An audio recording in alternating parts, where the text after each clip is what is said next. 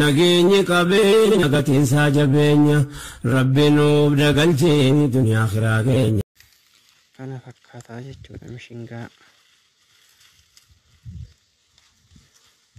السلام عليكم جنة سلامتا ورا جنتا السلام عليكم جنة سلام. بسم الله الحمد لله السلام عليكم ورحمة الله وبركاته. خبجمتوتا فجالتمتوتا أردفتوتا عام فري فاميلي أكم جرت فيا كيساني bakka jirtanitti baga jiraatani siniin jedha lagaa fi kutaan gandaa fi amantiin osoo wal hin qoonne bakka hundi keessan jirtanitti Oromoo tiyyaa nageenyi rabbii isinii haa ta'u jecha egaa obboleeyyan kiyyaa har'a waan addaa takka qabadhee dhufee jira. Inshallah wanti suni maal isinitti fakkaata akkanatti yoo yaaddani gaafiif deebiidhamoo akkasuma biraankiidhamoo akkasuma ni jira mire wayin nyaata fa'aa jechuudha. Maaliifuu nuti jechuudha yeroo kanatti yookaan nuti tolee yookaan mootiyyuu aga jala taranii muyni gaaddisa jechaaf jechuudha waanuma ta'e wayii akka chaanaliin keenya hin laafne hojjetaa jirra jechuudha. Kana keessa waan hedduu takka dasisin jedha jedhee abdii guddaa qabu jechuudha wanti ani har'a qabadhee dhufe. Mee osoo kana isiniin hin jenne waa muraasa jechuudha. Daqiiqaa muraasa laalaa maal fidee dhufe hin laaltaniin isiniin jedha.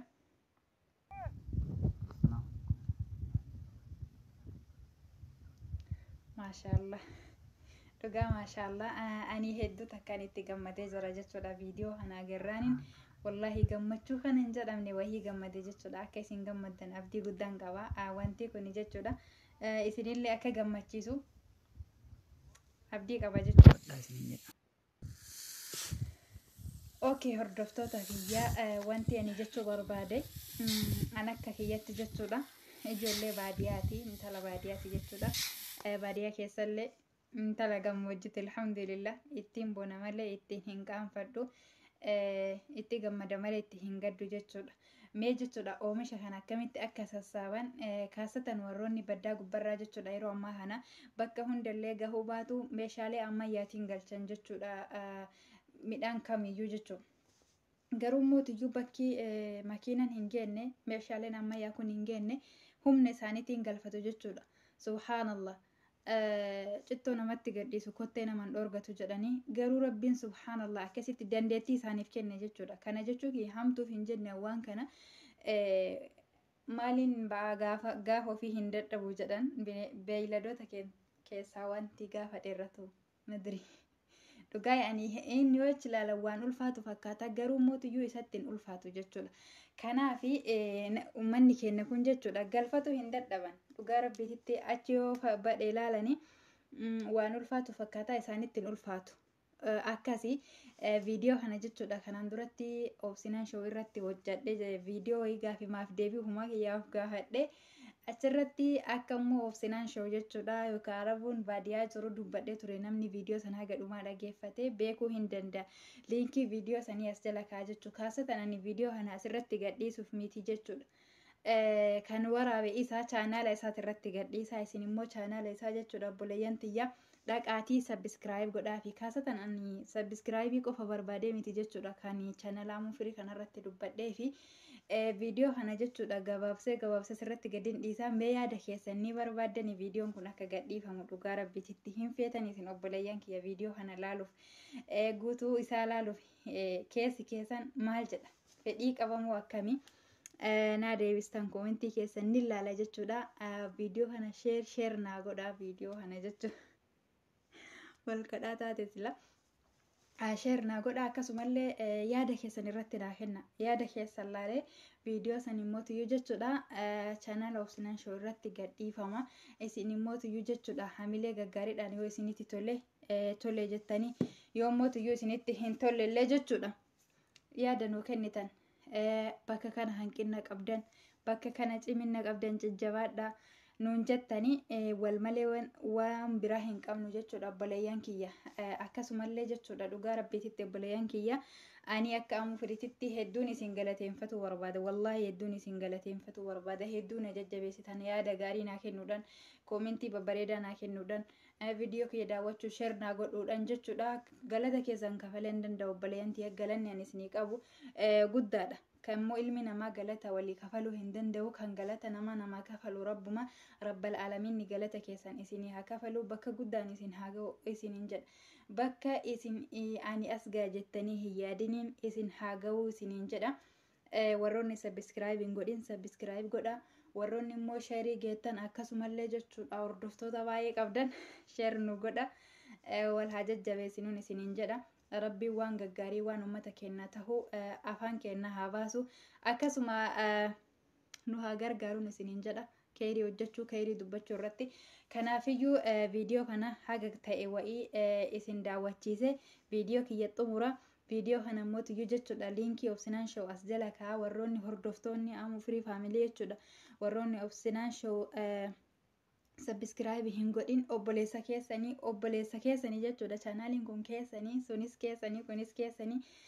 kaasatan sanirratti faa indi biyya jira waan ta'e waa hedduu irratti hojjechuuf qophii qabaa yoo rabbiin fayyaa nagaa nuu kennee wal wajjin jechuudha obboleeyyan keenya hordoftoota keenya umrii nu dheeressa rabbi umrii nu haa dheeressu inshallah dhaqaatii jajjabeessanii yaada gaarii kennaa fi isiniin jedha akkasuma obboleeyyan kiyyallee daawwadhaan isiniin jedha ani kaa isinitti mentala baadiyyaati akkasuma mentala gabareeti wanti akkaan na gammachise maalin isinitti fakkaate obboleeyyan kiyyaa yeroo ammaa kanatti biyya keenyatti kaameraa waan baratame miti jechuudha namni kaameraa hedduu takkaan sodaata kana keessatti immoo jechuudha obboleeyyan kiyya wallahi ani amanuu dadhabeetti bilbilee gaafadhe jechuudha viidiyoo kana gadhiisan naan rakkoon qabuudhaan jedhan jechuun ofitti amanamummaadhaan ni jira miteen uffata kanan uffannee namni jechuudha kaasatan irra caalatti namoonni biyya keenya uffata gaarii uffatanii as ba'uu barbaadu akkasuma viidiyoo bakka inni jira miti bakka tole jechuudha yookaan saaloonii waan akkasii keessa ta'anii waraabuu barbaadu jechuudha garuu jechuudha wallahi obboleeyyan kiyya ta'eef hin dinqisiifanne jechuudha ofitti amanamummaan jechuudha otoo lukaan ooyidarra deeman dhugaa otoo lukaan ooyidarra deeman osoo yaa'anii ni jira mitiiree akkaataa itti dalagatan akkasumatti naa waraaban haa galatoomanii mee isin jechuudha namni waa irraa barata jedhe abdii qaba maaliifuu fakkeenyaaf haama fi yookaan ayyiiddaa waan akkasii irraa baratan jechuu osoo hin taane ofitti amanamummaa maaliif namni akka jireenya ofii tokko jechuudha yoo waraabee jireenya san an hordoftoota kiyya kan akka maatii kiyyaatitti ilaala jechuudha walla akka maatii kiyyaatitti ilaala kana aadiidha fakkeenyaaf akkaataa jireenya kiyyaa yoo argan humaan itti hin fakkaatu jechuudha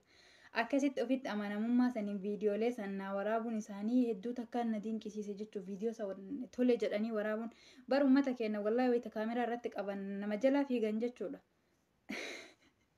yeroo ani biyyatti jechuudha yeroo suuraa kaasuuf deemu tolen jedhan hin hayyamanii walaakin mee daawwadhaa oduu isinitti dheeressee jira dhiifama isiniin jedha akkasuma obboleeyyan kiyya kanallee akka rabbiin nagaan anallee itti nagalchee yeroo gabaabaa keessatti immoo tiyyuu jechuudha waan gaggaarii wajjin hojjennu du'aa naa godha naanillee jajjabeessan isiniin jedha kaasatan yaa Allah viidiyoo kana hedduu yaani akka seentaniin please like godha akka seentaniin like godha akkasuma kaasheer isiniin jedhee jira tika rabbi keessa naa tura viidiyoon kun immoo asirratti osoo hin taane chaanaala obsinaan show irratti gadhiifamu waan ta'eef dhaqaatii linkii warroonni obsinaan showtiif maatii hin ta'in linkii isaa koomintii jalqaba irraan kaayaa dhaqaatii maatii tahaa fi achirratti na eeggadhan isiniin jedha obboleeyyan keenya achirratti gadhiisna tika rabbi keessa naa tura wanti dogongore yoo jiraate wanti badee yoo jiraate nuti obboleeyyan keessanii gorsa keessanii fudhannaa gorsa gaggaarii nuu kennan isiniin jedha qeeqas ta'u jechuudha kanaafi tika rabbi keessa naa tura wassalaamu alaikum warahmatullaahi wabarakaatu assalaamu alaikum jannee salamtaa warra jannataa assalaamu alaikum jannee